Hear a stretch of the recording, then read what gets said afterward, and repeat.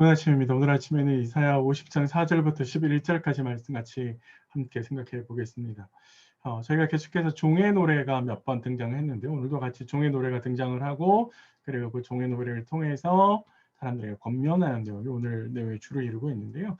그 첫 번째는 하나님께서 종을 돕고 계신다라고 이야기하고 오면서 종은 하나님의 도우심을 따라서 하나님의 말씀을 깨닫고 그 깨달은 말씀을 사람들에게 전달하고 있다라고 이야기를 합니다. 학자의 혀라고 이제 말씀을 등장하는데요. 아마 배우는 학생들의 혀라는 입장에서 좀 이해하시는 게 훨씬 좋을 것 같고요.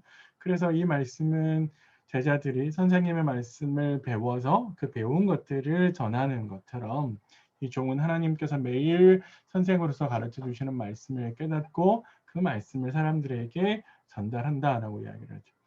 순종의 길을 주셨다라고 이야기를 했는데요. 성경에서 말하는 귀라고 하는 것은 단순하게 물리적으로 소리를 듣는 것뿐만 아니라 들려주신 말씀에 대해서 순종하는 것을 의미하는 것이죠.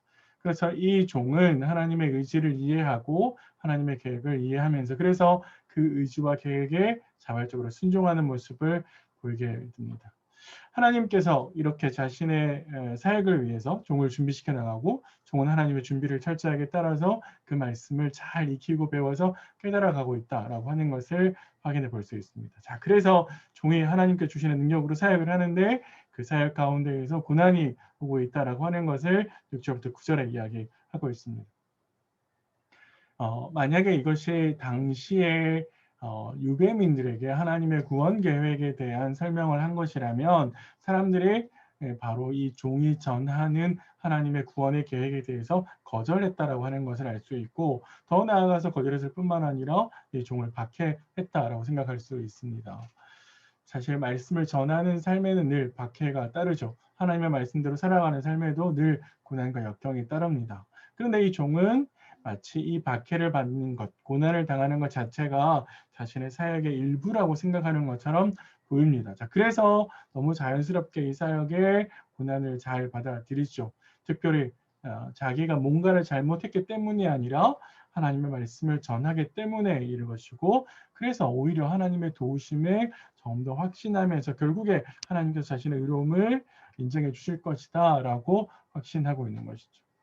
중요한 지점은 바로 여기에 있습니다. 사람들이 인정해 주냐 그렇지 않냐 그것보다 더 중요한 것은 하나님이 인정해 주시느냐라고 하는 것이고 종은 하나님의 인정을 통해서 자신의 사역의 정당성을 주장하려고 합니다. 더 나아가서 이제 마지막으로 종은 권면하고 경고하는데 진짜 여호와를 경외하는 사람이라면 여호와께서 보내신 종을 통해서 주시는 메시지를 듣고 그것을 순종해야 된다라고 이야기를 하죠. 그래서 현재 암흑과 같이 흑암과 같이 어렵고 힘든 상황들을 하나님의 말씀으로 극복해야 된다라고 이야기를 하고 있고요. 반대로 자신의 힘과 능력을 의지하는 사람들, 횃불로 표현되어졌는데요. 이렇게 자신의 능력을 의지하는 사람들은 결국에 망하게 될 거다라는 거죠. 자기가 의지하는 그것이 결국에는 자신을 넘어뜨리는 것이 될 것이다 라고 하나님께서 이야기하십니다. 오늘 이렇게 크게 세 가지 말씀을 살펴보았는데요. 이 말씀이 우리에게 주는 의미는 첫 번째는 하나님의 일하시는 원리 가운데 그리고 그 원리를 따라서 종에 순종하는 모습을 우리가 좀 곱씹어 볼 필요가 있습니다.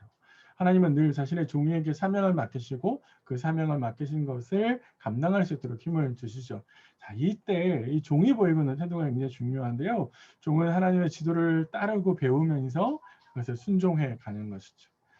자, 이런 점에 있어서 우리가 하나님께서 나에게 알려주시고 깨우쳐 주시는 그 말씀들을 잘 배우고 따르고 있을까 한번 생각해 보시고 더 나아가서 하나님께서 깨우쳐 주시는 그 말씀들 매일 아침에 묵상을 하고 주일날 설교를 듣고 혹은 누군가 만남을 교제하면서 권면을 드릴 때 그런 말씀들에 대해서 우리가 잘 순종하고 있을까 여전히 내 고집과 내 아집대로 가고 있는 건 아닐까 하나님의 백성들은 하나님의 말씀을 잘 배우는 사람이죠. 그런 점에 있어서 내가 하나님의 말씀대로 잘 따르고 순종하고 있는지 같이 한번 생각해 보시면 좋을 것 같고요.